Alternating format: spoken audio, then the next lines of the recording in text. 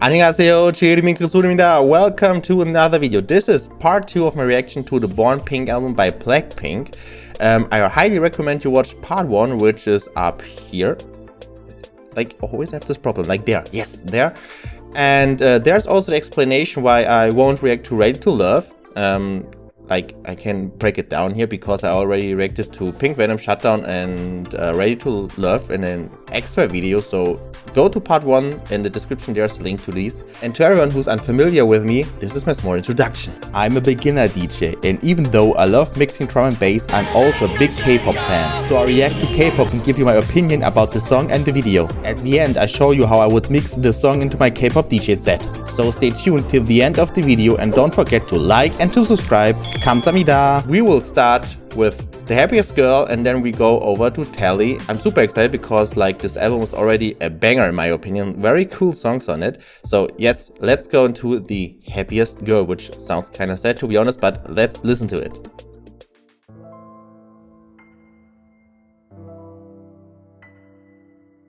Don't hold my hand, don't back me back, don't say that we'll make it through this. If I'm so beautiful, then why?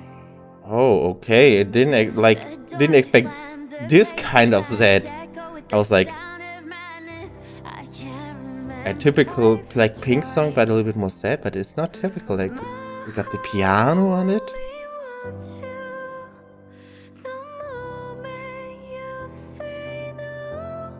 Oh, their voice. This more whispery sound.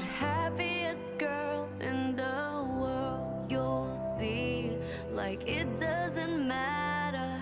Tonight I'll be the happiest girl in the world. You'll see, like it never happened.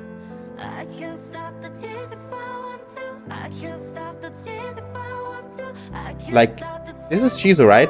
The harmonics in her voice, like there are harmonic parts in it, which are very cool. Like.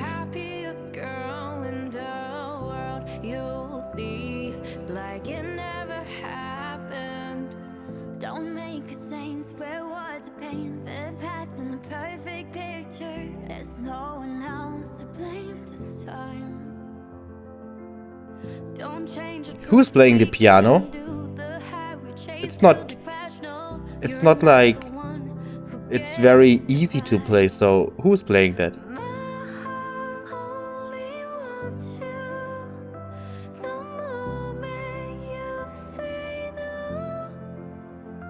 But tonight I'll be the happiest girl in the world. You'll see, like it doesn't matter. Tonight I'll be the happiest girl in the world. You'll see. The song proves like you don't need much to have a good song with a lot of room. You know what I mean? This is a song which takes a lot of room, which goes into your ear. You can feel it. And it's just the piano. And like in a very quiet manner, there's like an orchestra, like violins and all the stuff. Not much.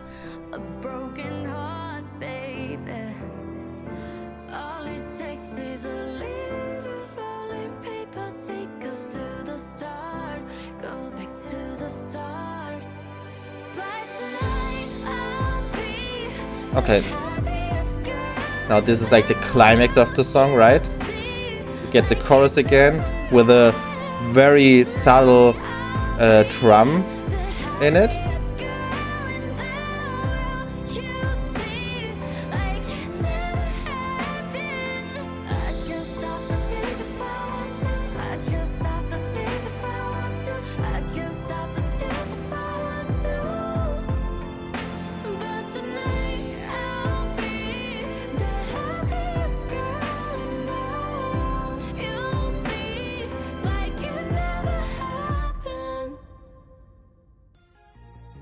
Okay, I didn't expect that kind of sad when I said like it sounds like a sad song. So it's kinda, let's say, interesting to start a reaction with that kind of song. But like in a half of the song I was thinking this song needs a MV because like the publicity, the public only knows the let's say party and catchy Blackpink, but this shows like the side of Blackpink where you can see like deep lyrics. It's quiet, it's not much instrumentals, not much is happening in the background, and it's all about the voice of Blackpink, and it's all about like bringing down the message of the song. So it would be nice to have an MV for that, and that the MV was getting like really big because it shows the variety of Blackpink and not just like what everyone knows about Blackpink. This is a very good song. I like that. I like that. This is a song. I wouldn't put that in my playlist because if I walk outside and I listen to very, very sad songs, like there are emotional songs in it, but this is like a very quiet, very slow-paced song that wouldn't fit. But if I lay in bed and I'm not in a good mood, maybe I will listen to it. I mean, it's not fitting for me because I'm maybe not the happiest girl, right? or like, yeah, but I'm like a kind, because of I'm DJ, I really listen to the whole in a whole. Like I listen to the lyrics, right, but I also listen to the instrumentals and how like the artist is carrying over the emotions. So this would be perfect if I'm not in a good mood and I lay in bed and like I need something like a little bit melancholic, a little bit sad. I would listen to that, I guess. Yes. Okay, so now we are at the last song, which is Tally, and because like Blackpink didn't close the album with a sad song. I mean, this was a sad song, and usually the artist put the sad song on the last as the last track. I'm super excited what Tally is like because this sad song is over. Like we got the emotional part of the album. So let's go into Tally.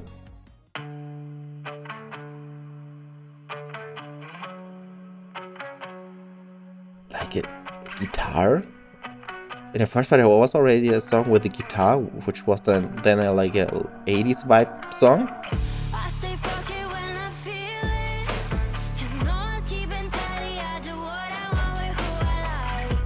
Damn, I like the guitar, which is very easy to play, not hard, but then you have like the bouncy drums. Very bouncy. Also, if the bass drum is hitting, you can listen that they use the bass drum to fade it out, and you have the bass a little bit longer than usually if you just have a bass of a drum. Okay, now we got a bass guitar in it too. Every time like the bass drum is hitting, the bass goes like boom.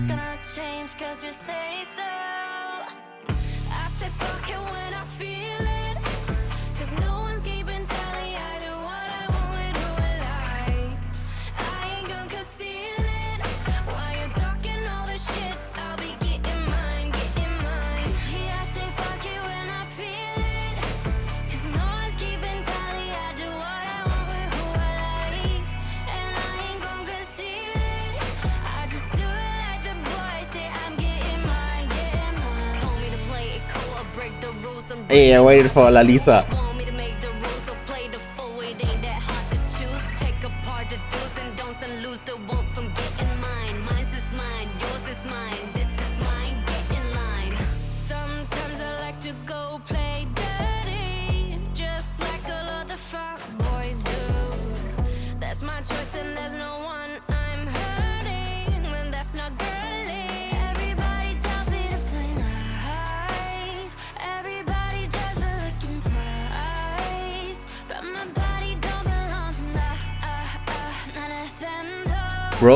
Rose voice is so fitting. I already told it in the first part of the album. Like a rock, pop punk, soundy track is perfect for the voice of Rose or Rose. I always say Rose. I'm sorry. I'm like it's normal for me to call her Rose instead of Rose. Don't take that too seriously.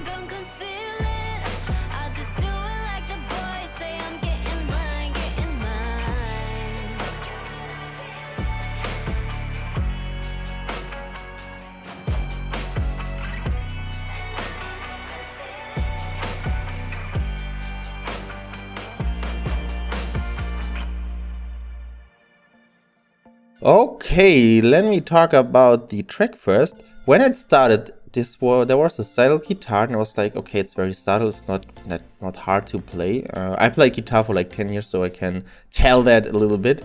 It's not hard to play. I was like, okay, interesting. What we are going to have, because like was it in yeah. I don't know. Like in the first part, there was a song with a guitar and it changed into an 80s vibe song.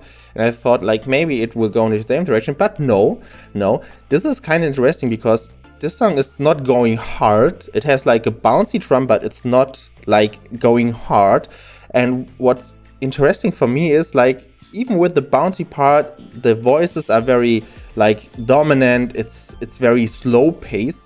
And I like that song a lot. I will put this on my playlist for sure, because this is like the kind of, let's say, what I talked about in the Happiest Girl, which is emotional, which is kind of sad, but it's not sad that you want to lay in bed. It's like you can listen to that if you go to a street.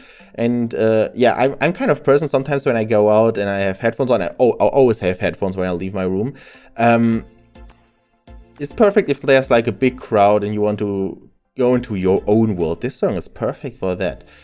And yeah, I like that a lot. And let's talk about the album in a whole. Like this is of course the last part, so we'll talk about the whole album. I'm very, very positive surprised about this album, because we got these typical, let's say typical Blackpink songs, which is not a negative opinion. I like the typical Blackpink sound. It's very unique. It brought like K-pop to the masses. Like of course there were different K-pop artists who, let's say, brought the K-pop to the West, but Blackpink is such a household number, yeah, that of course the sound is very unique. And I like the sound a lot, because this sound brought me to K-pop back then.